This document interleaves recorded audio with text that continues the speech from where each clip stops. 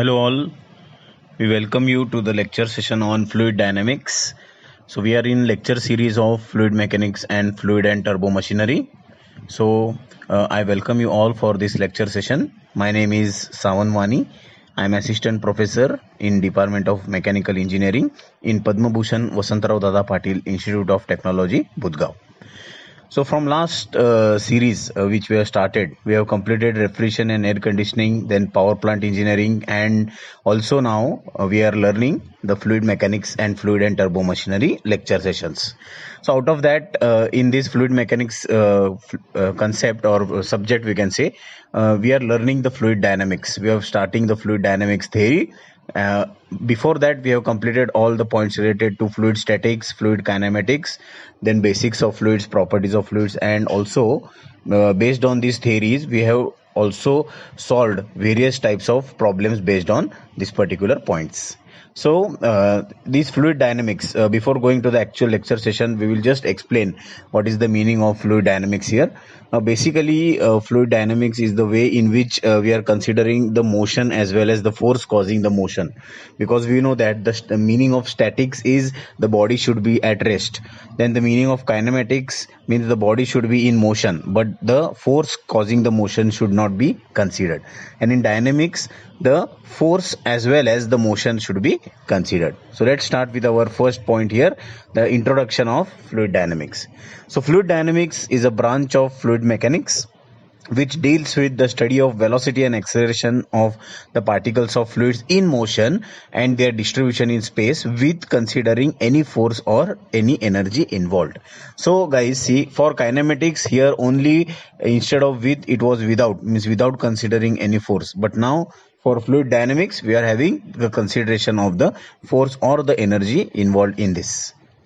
So actually, when we are studying this fluid dynamics, it involves the study of both, that is study of statics as well as kinematics, as well as the fluid dynamics theory is related with these two equations, that is study of the energy equation and the impulse momentum equation principle.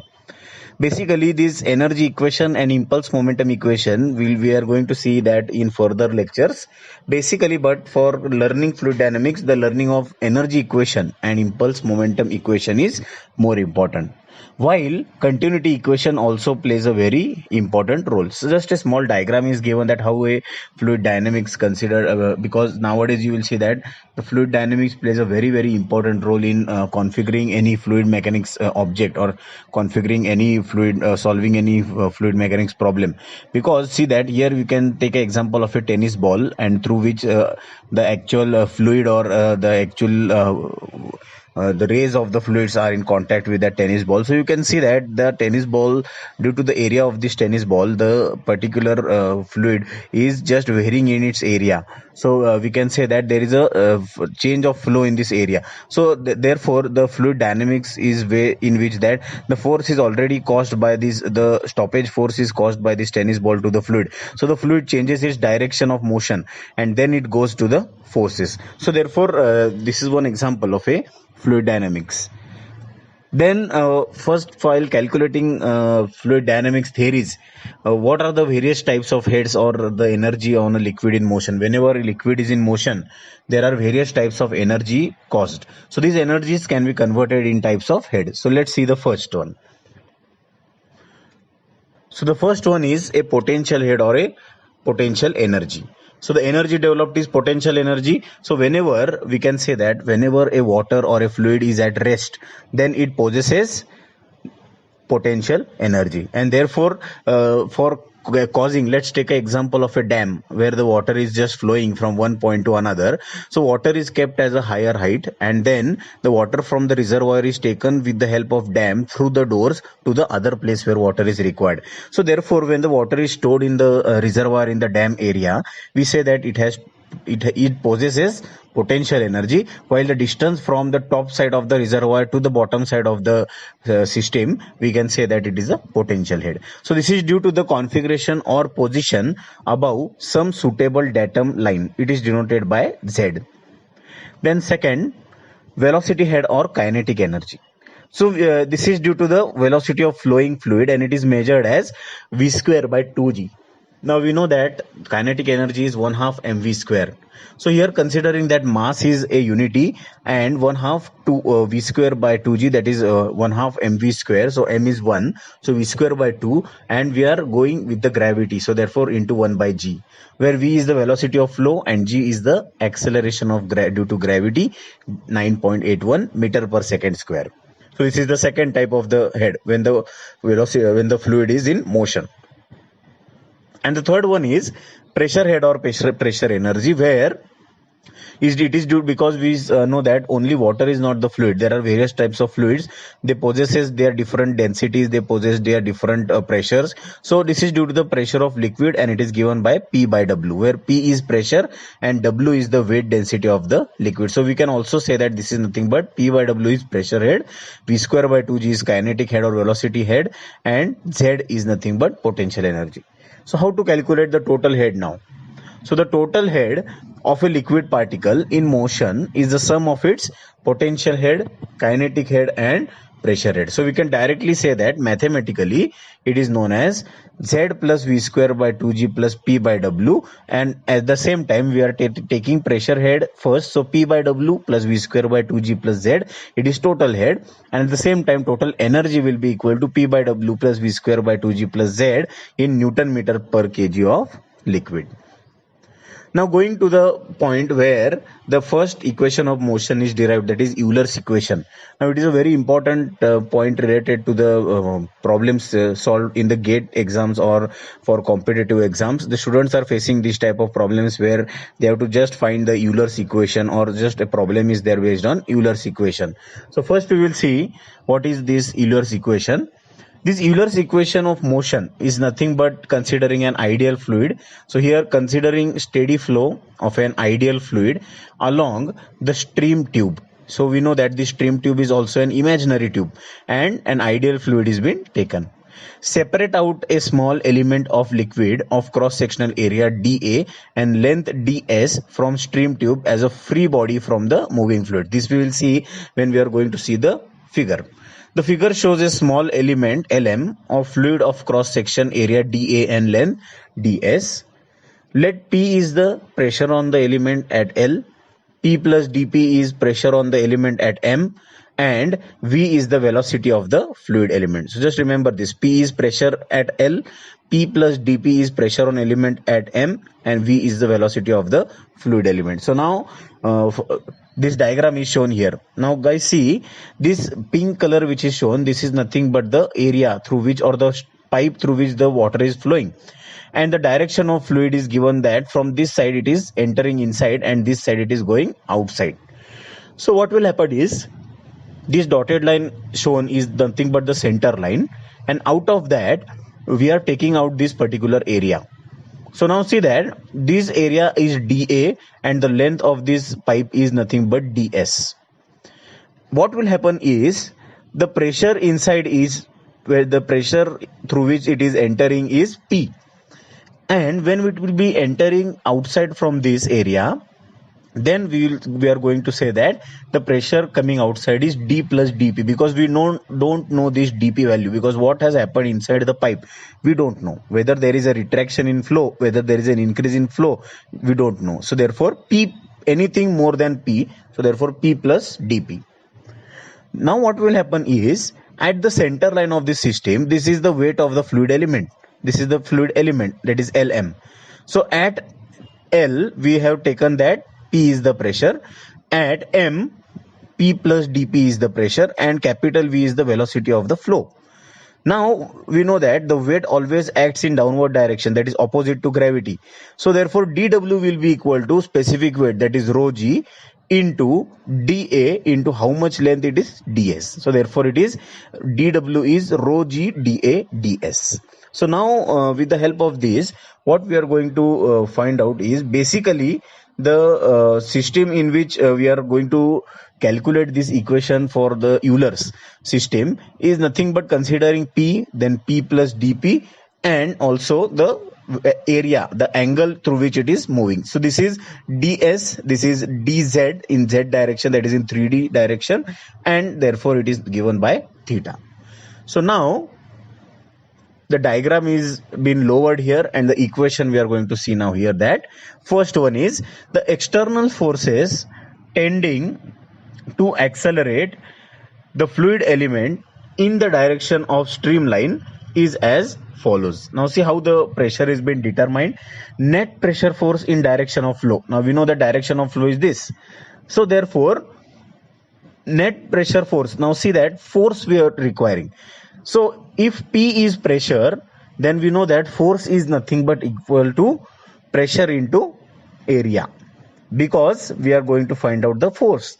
We know that pressure is equal to force upon area, so therefore pressure will be equal to force into area. So P is pressure force. So if you have to find out this pressure in that direction, that is net pressure force in direction of flow, then it will be pressure into area. So PdA minus, now what is the direction of flow here? The direction of flow of P plus dP is in lower direction. So minus P plus dP into dA, the area. So is equal to, what we will get here is PdA will be cancelled, minus PdA will be cancelled, and we will only get minus dP dA. Is it clear here? PdA is positive force because it is going in right hand direction if we resolve this force, and this P plus dP is going in left hand direction if we resolve the force. So therefore PdA minus P plus dP dA. So therefore PdA and minus PdA will be cancelled, and we will get minus dP dA. This is the first equation which we are going to see. Now next thing is when we are going to find out the second of the component. Here component of the weight of the element in the direction of flow will be equal to, now see, weight will be always in the lower downward direction, that is opposite to gravitational force. So the forces going in upward direction are positive, and the forces which are going in downward direction are negative. So basically this dW will be negative. So therefore minus rho g dA ds cos theta.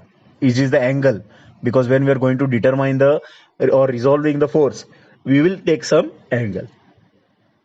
So therefore minus rho g dA ds as it is, and from this particular right angle triangle we get cos theta will be equal to the opposite side upon the hypotenuse. So therefore dz divided by ds. So therefore instead of cos theta, opposite side is dz and hypotenuse is ds. So therefore dz divided by ds. Therefore here ds and ds gets cancelled, and we get minus rho g dA dz. This is the final equation when we are resolving the weight of the element. First we have taken the net pressure force. Now second we are taking the component of the weight. Now mass of the fluid element. What is the mass of this fluid element? This we have seen in last slide. Rho dA ds. Rho, that is the density of this fluid element, into dA into this ds. This will be the way in which we are going to calculate mass of the element. Now what has happened is, acceleration of the fluid element is nothing but, we know acceleration is derivative of velocity with respect to time. So A is dV by dt.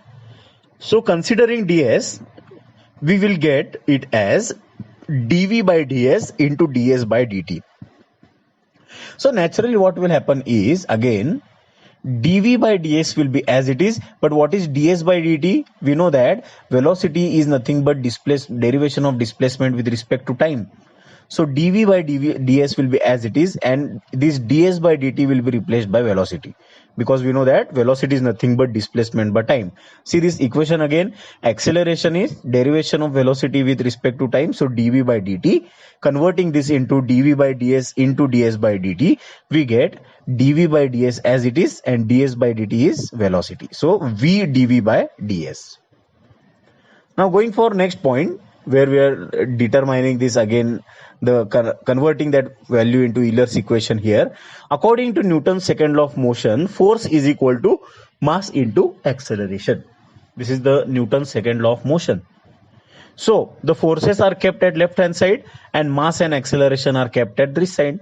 So force, we know two forces are there, that is component weight and the net pressure force. So minus dP dA minus rho g dA dz is equal to, this is the mass, rho dA ds and v dV by ds. So dividing both sides by rho dA, what we get here is minus dp by rho here, minus dp by rho, because we are dividing rho into dA because it is constant on all sides. So rho dA we are dividing, so we get minus dp by rho minus here rho dA, so minus g dz is equal to, here rho dA will be cancelled and ds will be cancelled, so only we get v dv. And so just rearranging this equation, we get dp by rho plus v dv plus g dz is equal to 0. So this is the required Euler's equation, and it is in the form of differential equation. Now guys, see, from this Euler's equation, again we will remind this Euler's equation as dp by rho plus v dv plus g dz is equal to 0. Now it is always mentioned in fluid mechanics that if we integrate this Euler's equation, then this Euler's equation will be converted into Bernoulli's equation. So applying integration here, integrating the above equation. So here we get 1 by rho is constant, so 1 by rho outside the integration, rho integration sin dp plus integration v dv plus integration g dz, and it is equal to constant. So here what we will get, integration of dp will be p, so p by rho, plus integration of v with respect to dv, it will be v square by 2, so v square by 2, plus integration g will be as it is, integration of 1 dz will be z, so plus gz is equal to constant. So p by rho plus v square by 2 plus gz equal to constant. Dividing by g, we get p by rho g plus v square by 2g plus z. Here g will be cancelled, so plus z equal to constant. So now we know that rho g is nothing but specific weight of the fluid. So p rho g is equal to w. So p by w plus v square by 2g plus z equal to constant. Now if we take two sides of this particular pipe, that is section 1 and section 2, then we will get the equation as p1 by w plus v1 square by 2g plus z1 is equal to p2 by w plus v2 square by 2g plus z2. This is the equation which will be able to find out the Bernoulli's equation, which proves the Bernoulli's equation. So instead of writing direct Bernoulli's equation, we can first prove the Euler's equation of motion, and then we can directly integrate this Euler's equation of motion, and we can get the Bernoulli's equation as it is. Now see guys, this equation p1 by w plus v1 square by 2g plus z1 is equal to p2 by w plus v2 square by 2g plus z2. This equation is giving us the Bernoulli's equation, but the one side, that is this side, left hand side, is nothing but the total head or total energy at section 1. Total energy or total head at section 2. Now remember that if pipe is horizontal, we will get z1 equal to z2 because there will be no any elevation from downward side. So that in that case the equation will be p1 by w plus v1 square by 2g is equal to p2 by w plus v2 square by 2g if the pipe is horizontal. If it is in inclined condition, then z1 and z2 will be different. So this is the proof of the Bernoulli's equation. Now let's see the Bernoulli's theorem. So what does Bernoulli's theorem states? It states that in an ideal incompressible fluid, when the flow is steady and continuous, the sum of pressure energy, kinetic energy and potential energy is constant along a streamline. So basically what does the Bernoulli's equation say? That whenever there is an incompressible fluid flow or the ideal fluid flow is there, then the total energy throughout the system is constant, because we know that by continuity equation, if area is more, velocity is less, if area is less, velocity is more. So whenever during a streamline condition the fluid flow is there in a pipe, then the sum of total energy is constant throughout that particular cross section. So it will be mentioned here mathematically, where p by w plus v square by 2g plus z is equal to constant. So this is nothing but for a single section. If you take two sections, then the equation will be as per the last slide equation, that is p1 by w plus v1 square by 2g plus z1 equal to p2 by w plus v2 square by 2g plus z2. where P by W is nothing but pressure energy, which is also known as a pressure head. V square by 2G is kinetic energy, or which is also known as velocity head, and Z is datum energy, or we can also say that it is a potential head. Now let's see here the equation of the Bernoulli's theorem. There is a pipe which is an inclined pipe. You can just observe this pipe first.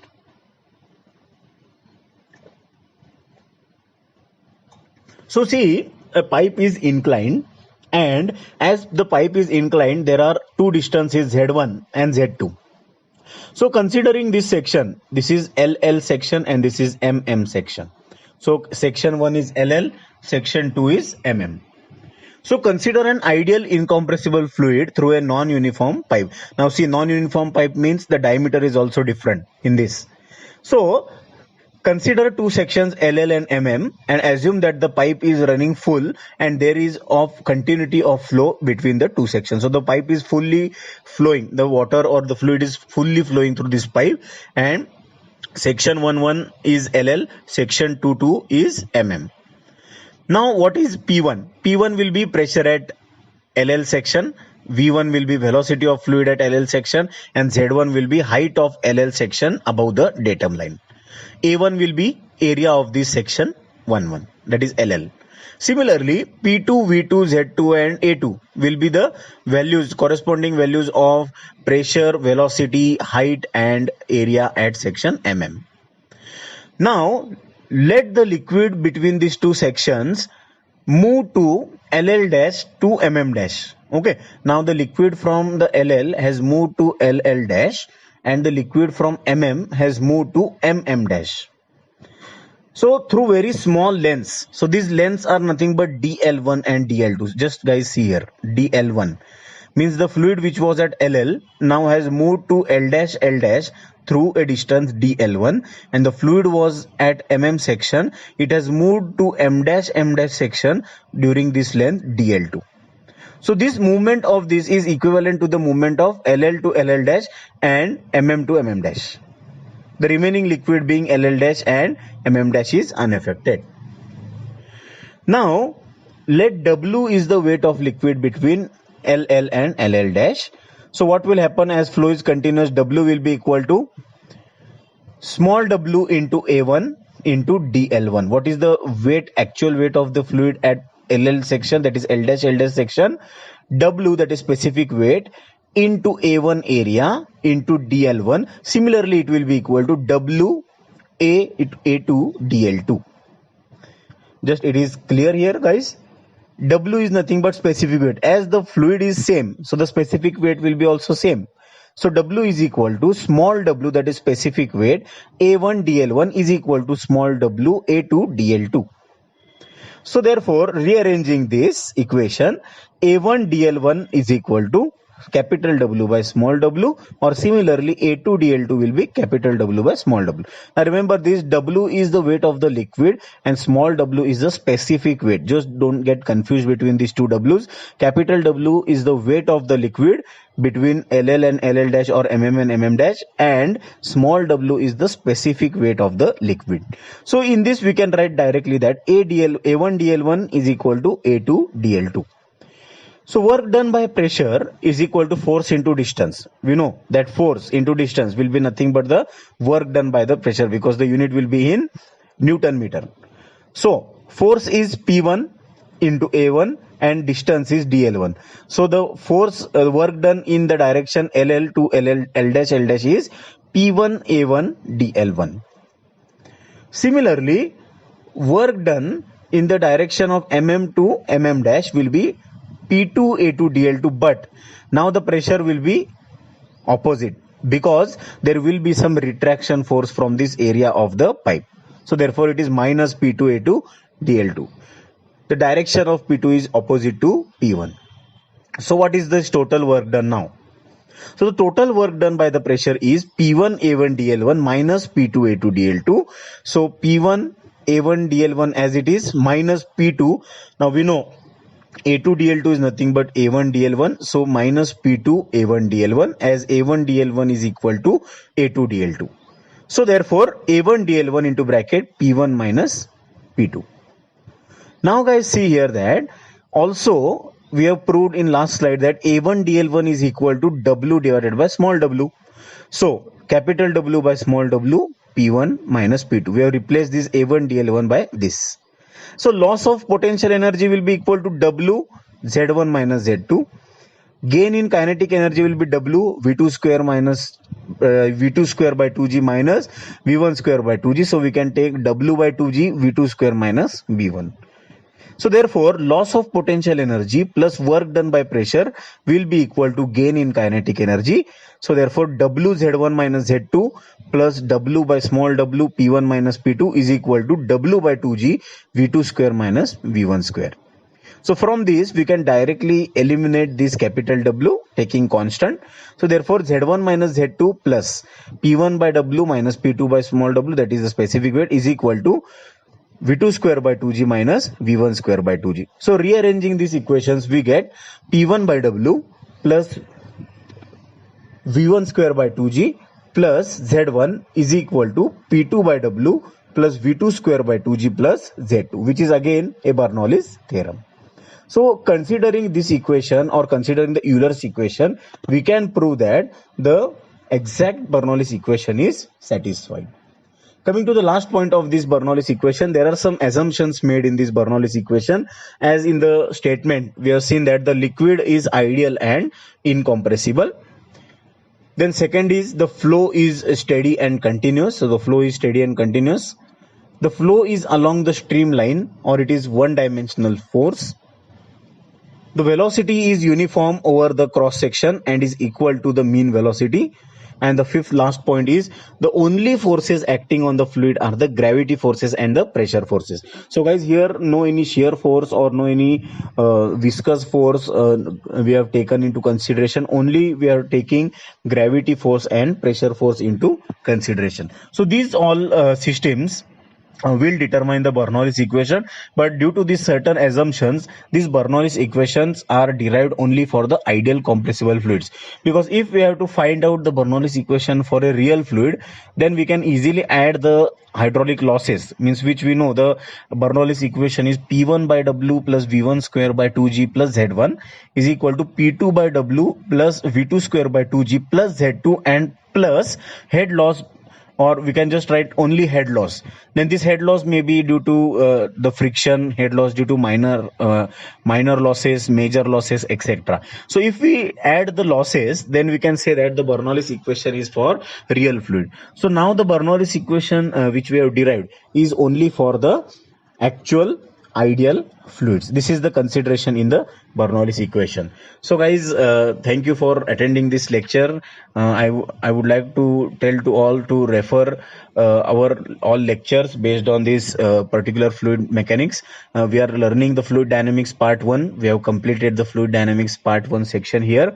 Also, if you like the lectures, kindly subscribe to our YouTube channel because this will help us to improve our YouTube channel, the quality of videos, and also it will help you to gain more and more knowledge. You will get notifications whenever I post a new lecture. So it is a kind request to all to subscribe our YouTube channel, and also just go through these lectures. These are going to help you in the various examinations. So